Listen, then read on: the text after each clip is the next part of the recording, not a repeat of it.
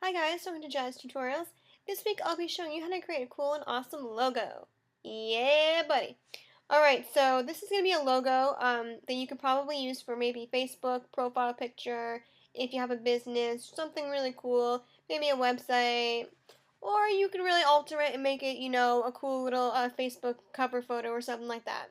I don't know, it's up to you.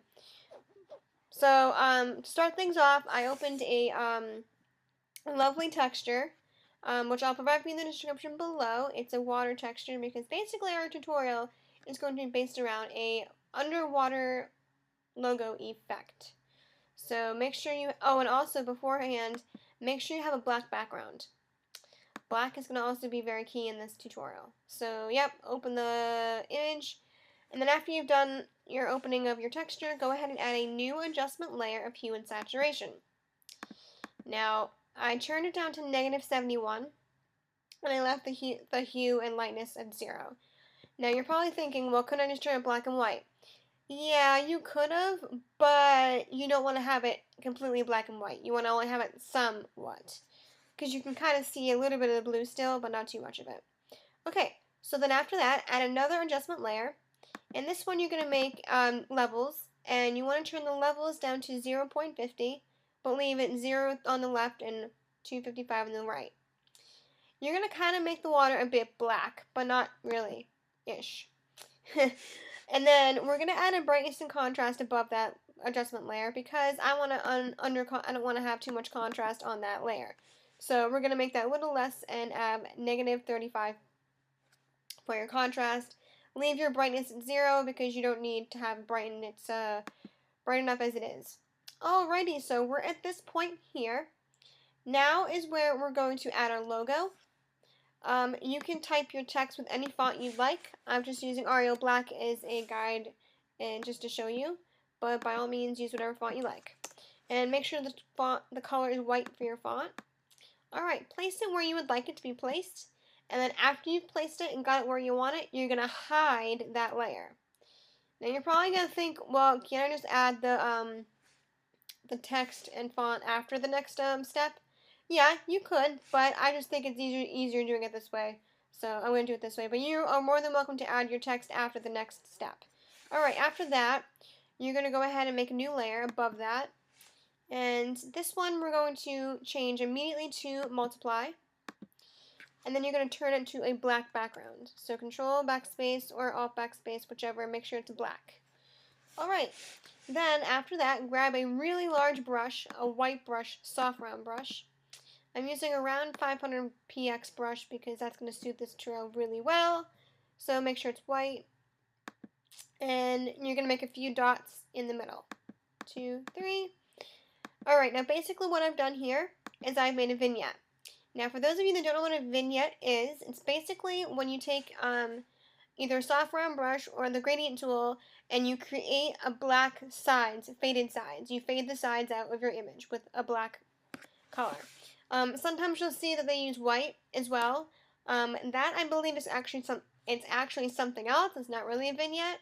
A vignette is mostly used with black, but I know I've seen it used the same technique with a white color, but I'm pretty sure they call that something different. Not sure why, but they do. So yeah, that's what this is. Alright, so you got that done, right? Now you have to go ahead and save it. So do File and Save As, and you're going to save it as a PSD file. And the reason why we're saving it without the logo in there is because in the next step that we're doing, it needs to be completely as is and no logo, or you're going to screw up the logo and it'll look really ridiculous. So, there's that. So, I already saved mine as a PSD file, so I don't need to do that, but you do. So go ahead and save it. Alright, you've saved it? Okay, once you've saved it, go ahead and make your logo visible.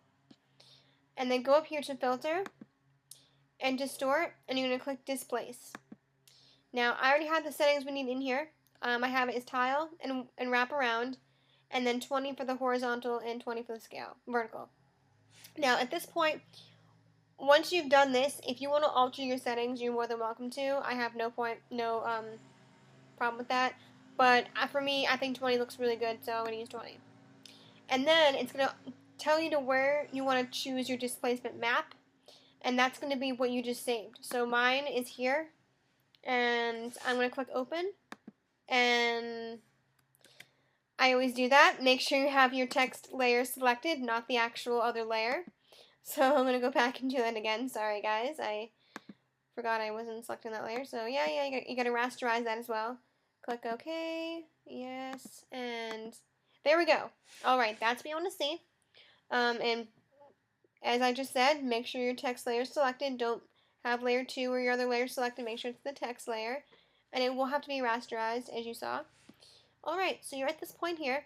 Now, we're not going to stop here, guys. We're still going forward. So here we go. You're going to add a mask layer to your text layer. And you're now going to kind of fade away your text. So grab a large eraser brush, and you're going to erase just kind of the sides of it-ish. Like this, like that. Kind of blend it in. Not too much, but just kind of, sort of. You don't want to really, it needs to kind of blend in with the water. Now, you could probably, maybe, if you wanted to, you could really probably go and hit overlay. I'm not sure how that will look or not, but let's see. You hit overlay, and that looked really weird, so never mind. Don't do overlay. That looks stupid. So go ahead and just leave it as is and use the eraser brush, and that's kind of the effect you're going to get. Something along that line. But you can play around with it and see what looks good to you. And I think that's a full zoom, right? Yeah, it's a full zoom. So there you go. That's the logo effect, the underwater logo effect. You can play around with it and make some other cool stuff with it. You could probably maybe even use an image of a person. I'm not sure how that would look, but I'm sure if you made the person a black and white photo and did that, it would look pretty awesome. You may have to hit overlay though, I think, for that. I'm thinking, yeah, maybe, I don't know. But yep, that's it. That's how you do it, and that's pretty awesome. So have a fabulous week, and I'll see you next fabulous Friday, Saturday, maybe Sunday. One of those 3 days. Yeah. And again, check out my second channel. It's a vlog channel. I'll just post random stuff on there, whether it be me going out and having fun, talking about random stuff, showing you random cool stuff, or just being awesome in general. Um, you can subscribe if you want.